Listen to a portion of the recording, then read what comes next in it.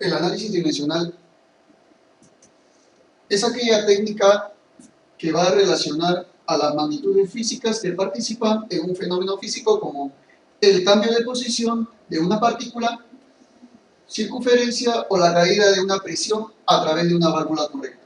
O sea, la técnica de cómo nosotros podamos relacionar a las medidas de todas esas cantidades que participan en un fenómeno va a estar expresado mediante el análisis dimensional.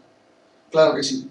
Por ejemplo, qué lindo sería para nosotros, por ejemplo, que tú supieras todo aquello de lo cual tú quieres entender, ¿no? Por ejemplo, si tú quieres preparar una torta, que a ti te digan, ¿sabes qué? Vas a colocar huevo batido, vas a colocar harina, azúcar y otros ingredientes más y lo vas a echar dentro de un horno para luego preparar lo que tú deseas, ¿no? O de repente, si tú quieres saber tu estado de cuenta, que el banco te llame a tu casa y te diga, ¿sabe qué, señor? Usted tiene una cuenta adecuada y puede acceder a su cuenta cuando usted desee, pero eso sí, no es mucha esa cuenta, ¿no?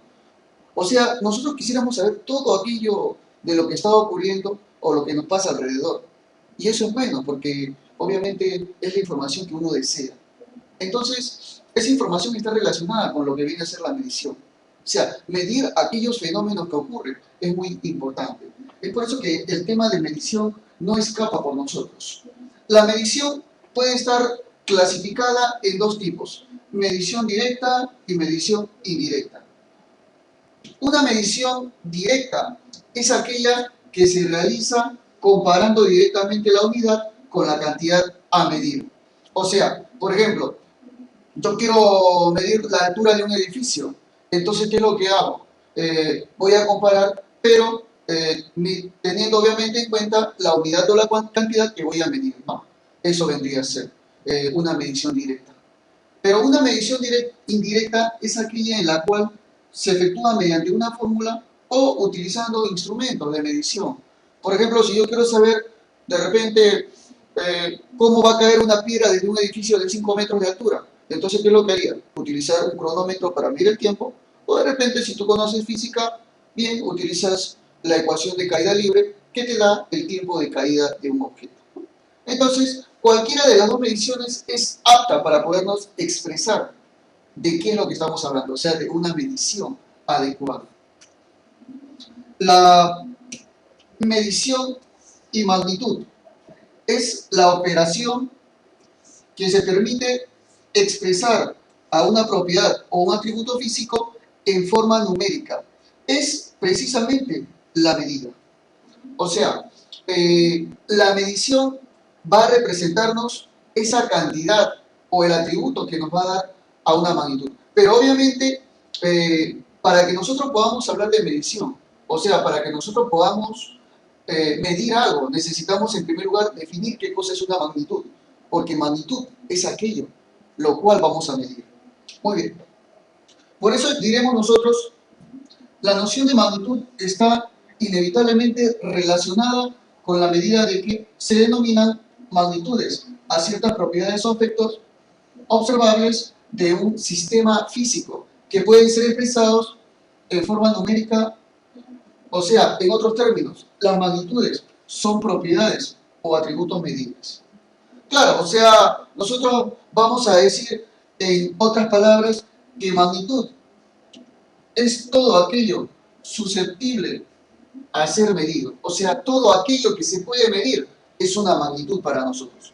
Por ejemplo, el volumen, el peso, la masa, el tiempo, la fuerza, la velocidad son magnitudes, ¿no? Y obviamente muchas más. O sea, no son las únicas magnitudes, lógicamente.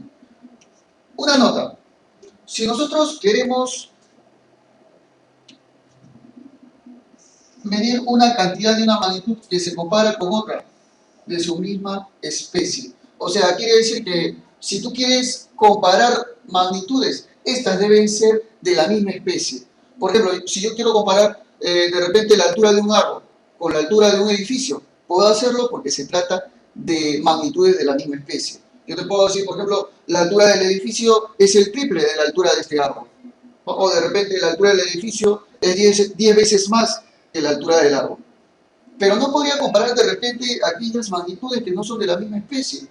Por ejemplo, yo no te puedo decir Puedo comparar la masa de una persona con la altura de un árbol.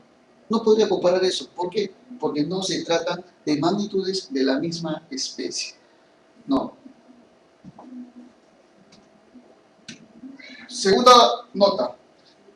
Tenemos que recordar que una cantidad es una porción limitada de una magnitud y unidad es la cantidad elegida como patrón de comparaciones. Por ejemplo, si nosotros acá tenemos a una magnitud, que en este caso sería la longitud, entonces la cantidad expresada para nosotros vendría a ser 5 metros. Claro, por supuesto que metros es la unidad, o sea, el patrón comparativo. ¿Te das cuenta? Entonces, no es lo mismo decir magnitud, ni cantidad, y por supuesto, unidad. Magnitud, longitud, cantidad, 5 metros, y metros, la unidad, o sea, el patrón de comparación. ¿Qué son las magnitudes físicas? Bueno, en nuestra práctica cotidiana, en ciertas circunstancias requerimos precisar algunas características de una sustancia o unos objetos, tales como su masa, su volumen, su densidad, su energía interna, su temperatura, longitud, presión, fuerza, etc. Entonces, todas esas cantidades que tú vas a expresar, simplemente vas a precisarlo de acuerdo a una magnitud. Y esa magnitud se le conoce como la magnitud física. Entonces, cuando tú requieres hacer la medición, por ejemplo, de una fuerza como un fenómeno físico, o de repente expresar la medida de una temperatura, o quizás saber la expresión de una presión, o la medida de una presión, entonces todas ellas van a ser magnitudes físicas. ¿Por qué? Porque están relacionadas a un fenómeno físico, a un fenómeno el cual puede expresarse mediante una cantidad normalizada. Las magnitudes físicas se van a clasificar en dos grupos bien definidos, por su origen y por su naturaleza. De acuerdo a su origen, están clasificadas en magnitudes fundamentales, como el caso de la longitud, que viene a ser una magnitud fundamental, en magnitudes derivadas, como el caso ejemplar de la velocidad, que es una magnitud derivada, y también en magnitudes auxiliares, como el caso del ángulo plano, el cual se encuentra expresado en radianes. Entonces, de acuerdo a su origen, estamos observando cómo se pueden clasificar estas magnitudes. A su vez, también las magnitudes se podrán clasificar por su naturaleza en magnitudes escalares, como el caso del trabajo desarrollado. Por ejemplo, una persona que efectúa un trabajo en una empresa, por ejemplo, bueno, ahí vemos cómo esa persona se ha golpeado su dedo al martillar el clavo. Claro, ese es un trabajo realizado, ¿no? Aunque obviamente también tiene sus cosas perjudiciales. Tenemos acá también a las magnitudes vectoriales, como el caso de la fuerza. La fuerza. Claro, la fuerza que ejerce una persona, por ejemplo, sobre esa pesa que está elevando, vendría a ser una magnitud vectorial. Y también serían las magnitudes tensoriales, como el caso de la presión. Por ejemplo, ahí observamos a una hormiguita cómo está haciendo presión sobre ese peso, ¿no? Sobre esa pesa.